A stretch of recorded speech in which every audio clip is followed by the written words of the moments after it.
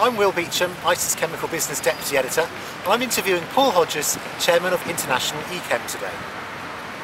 So Paul, you've just written a feature for us on the North American petrochemical industry, and I was wondering, the US is a major exporter at the moment, so what will the impact be of the new Middle East capacities coming on stream? I think it's going to be a really major cultural change. I mean, I went to the States and worked in Houston, Texas in the mid-80s, and up till then the US had always been a major exporter globally, and it's carried on ever since then being a global exporter of all sorts of products. So the idea that no longer will the US, and the Gulf Coast in particular, be a supplier to the world is going to be a tremendous cultural shift, and one that I'm sure that's going to take some time to get used to. But I do believe it's going to happen, because if you look at the world balances for all the major petrochemicals, the world is moving to more capacity in the Middle East, more capacity in Asia, and therefore what we're going to see, I'm absolutely sure, is that the US is going to be surviving on its large domestic market. It's not going to be able to export as well. Will the switch to lighter feedstocks help US producers compete with Asia and the Middle East? I think this is going to be an absolute winner for them. I mean, as ICIS noted a couple of months ago, the proportion of crackers using heavy feeds has gone down from nearly 50% down to 25% over the past year. I mean, US producers do move very fast when they see opportunities like this, and of course shale gas could be an enormously big opportunity for the industry over the next few years. What you have to have if you're going to survive in this world is a strong domestic market and advantaged feedstock, and hopefully the gas position in the States is going to help your North American producers achieve this. And could the decline in US refining be an opportunity for petchem producers?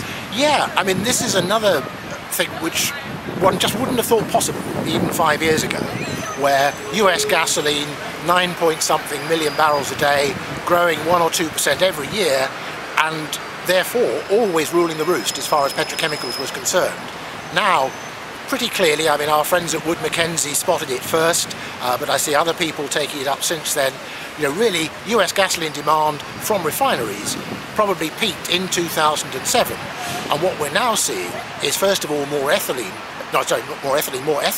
coming into the system, and then, of course, the new fuel economy standards going to boost fuel economy by 42%, an extraordinary number.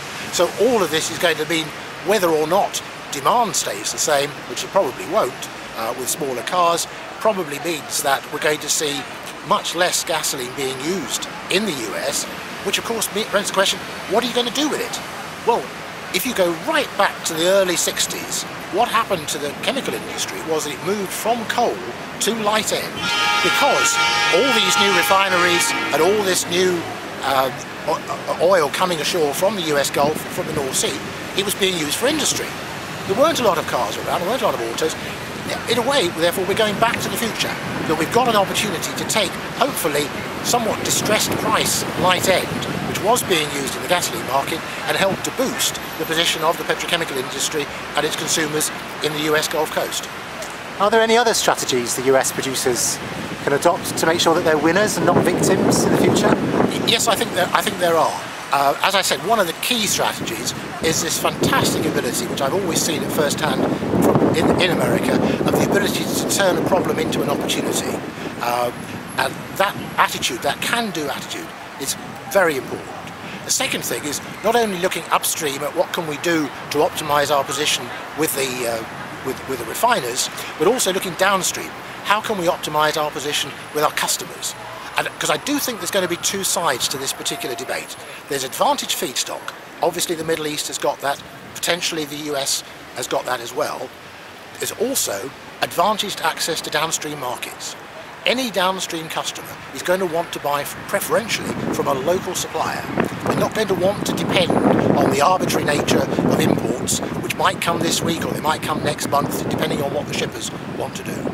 So I think that is potentially a big opportunity as well for US producers to get closer to their suppliers of feedstock and also to get closer to their customers.